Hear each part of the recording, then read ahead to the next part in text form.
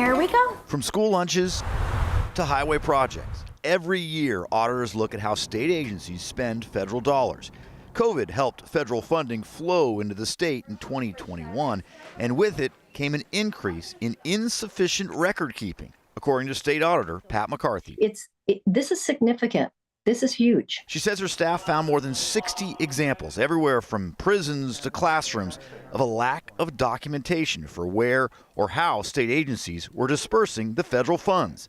A dozen state offices, quote, did not have adequate internal controls and did not comply with federal requirements. A lot of times the documentation just wasn't there, and it needs to be there for us to do the work of auditing to ensure that level of transparency that the public expects, of course. While much of the federal help was meant to provide pandemic relief, like with unemployment payments, non-COVID programs were identified as lacking documentation as well, including $271 million in federal funds supposedly paid out to low-income families to help them pay for child care. The verification that we need is that it did go to those families and it did assist those families with the ability to have child care because of that allocation of funds. But there's no proof, there's no paperwork that happened.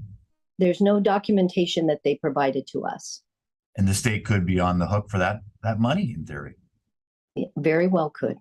A spokesperson for the Department of Children, Youth, and Families says it does not appear that the state will have to actually pay any money back to the federal government, but that will be determined by the federal government. The state says it met all the federal guidelines, but meeting the higher standards that have been recommended by the Auditor's Office would take extra funding and extra staffing, and that's something the department might go to the state legislature about next year.